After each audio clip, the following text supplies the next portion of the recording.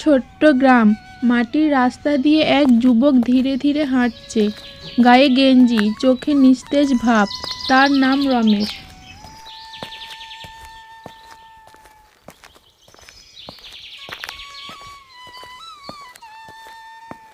পথে এক বৃদ্ধ লোক গাছের তলায় বসে আছে। রমেশকে দেখে বললেন, কি রমেশ, কোথায় যাচ্ছিস? কোথাও না কাকা, সময় কাটাচ্ছি। সময় কাটাচ্ছিস নাকি সময় তোকে কাটাচ্ছে? ওসব জটিল কথা আমার মাথায় ঢোকে না। কাজকর্ম করে কি হবে বলুন? এত পরিশ্রমের দরকার কি? ভগবান যা রেখেছেন তাই তো পাবো।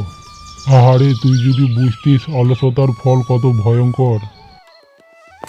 বৃদ্ধ সেখান থেকে চলে যায় আর রমেশ উদাস চোখে তার চলে যাওয়া দেখে।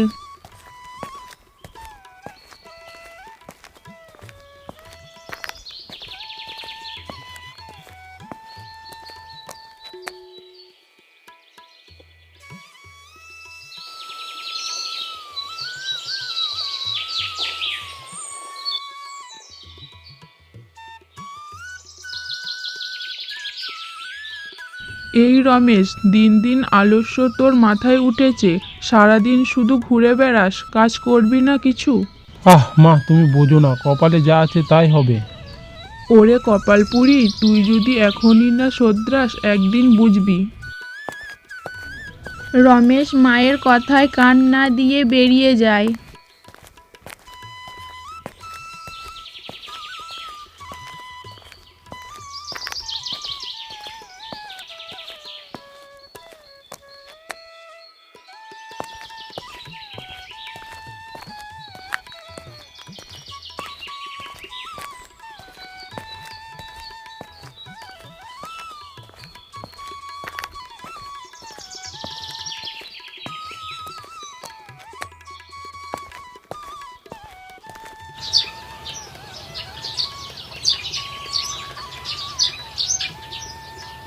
গ্রামের বড় গাছের নিচে কয়েকজন যুবক বসে গল্প করছে। রমেশ গিয়ে তাদের সঙ্গে গল্প করে। কিরে রমেশ, তুই এখনো কাজ করছিস না? আরে ধুর, এত কষ্ট করে কি লাভ? সুখে থাকলেই হলো। কিন্তু অলস লোকের কপালে অনেক দুঃখ থাকে। ধুর, এসব পুরনো কথা, আমি অলসেই থাকবো। হঠাৎ একটা অদ্ভুত বাতাস বইতে শুরু করে। মেঘ ছাড়াই বিদ্যুৎ চমকায়। সবাই অবাক হয়ে তাকায়। আলো নিভে যায়। রমেশ চোখ খুলে দেখে সে এক অচেনা জগতে এসে পড়েছে। চারপাশে গাছপালা নেই, সব শুষ্ক মরুভূমি। আমি কোথায় এলাম?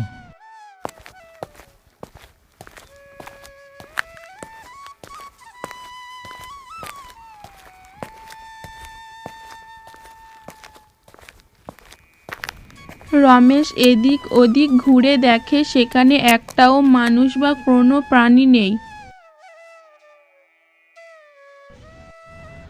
হঠাৎ এক বৃদ্ধা হাজির হয়, ঠিক সেই বৃদ্ধা যাকে সে সকালে দেখেছিল। তুই তোর ভবিষ্যৎ দেখছিস রমেশ? এটা সেই জীবন যেখানে অলসরা বাস করে। না, আমি এখানে থাকবো না। এখানে খাবার নেই, কাজও নেই, কষ্ট ছাড়া আর কিছুই নেই। হঠাৎ রমেশের পেট থেকে শব্দ আসে। সে ক্ষুধায় কষ্ট পেতে থাকে। আমি ফিরে যেতে চাই, আমি কাজ করব। বৃদ্ধ মুচকি হাসে আর বাতাসের ঝাপটায় সব কিছু মিলিয়ে যায়। আলো আবার উজ্জ্বল হয়। রমেশ চোখ মেলে দেখে সে গাছের নিচেই আছে। তার বন্ধুরা বিস্মিত দৃষ্টিতে তাকিয়ে আছে। কিরে রমেশ, তুই হঠাৎ এত ঘামছিলিস কেন? আমি আর অলস থাকবো না, আমি কাজ করব, সফল হব।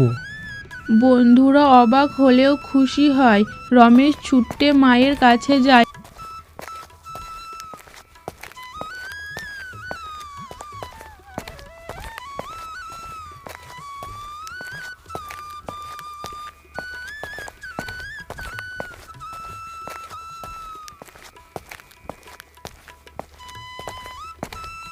মায়ের কাছে গিয়ে বলে, মা, আমাকে কাজে লাগিয়ে দাও, আমিও কাজ করব। গঙ্গামণি রমেশের কথা শুনে অনেক খুশি হয় আর আনন্দতে তার চোখের জল গড়িয়ে পড়ে।